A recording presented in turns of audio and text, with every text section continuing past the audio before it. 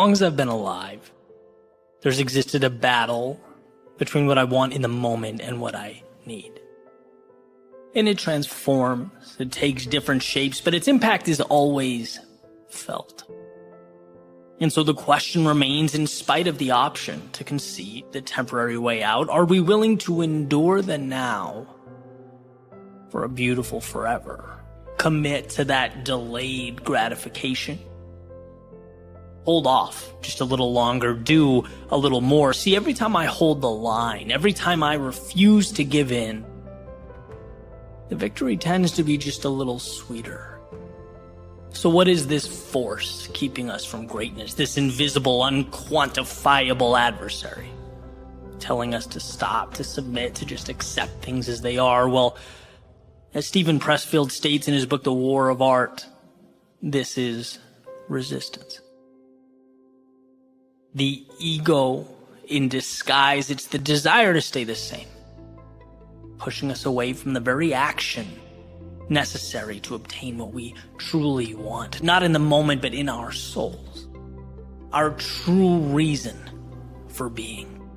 After all, progress is happiness. So we follow this train of thought. The next logical question must be, well, can we control this enemy, this resistance? As it turns out, not only is the answer yes, but one's ability to do just that makes all the difference.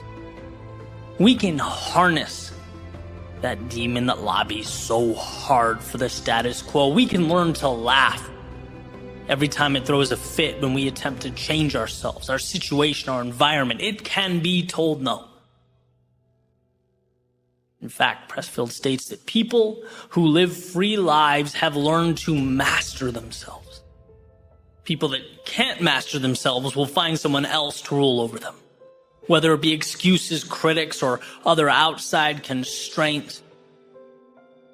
See, the answer couldn't be simpler. It's not easy, but it's simple. Show up. And as a writer, I really resonated with this line. The hardest part isn't writing, it's sitting down to write.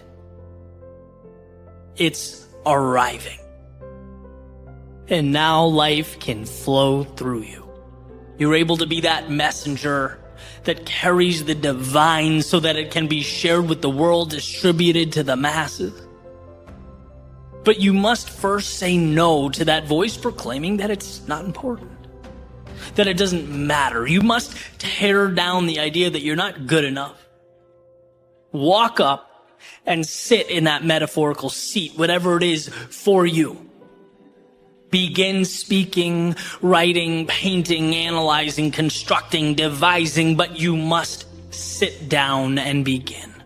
That is the essence of the war of art. The war that is you versus you, that resistance. Proclaiming that your next move is too little to matter, that the same is the best.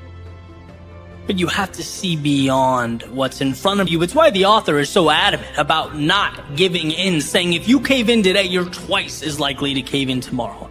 It's like talking to a telemarketer. You cave, you give an inch, and it's over. See those little decisions? The ones we're so inclined to overlook, the ones we say, we'll come back tomorrow. They're insignificant. That's essentially making a hole right through the center of a dam. Eventually, the entire thing is coming down. But the good news, those same little decisions are within your grasp. You can own them, master them, and ultimately master yourself. Start by simply showing up when you don't want to, because this is war, and this war, the one fought every day, is what will ultimately hand you the keys to the kingdom.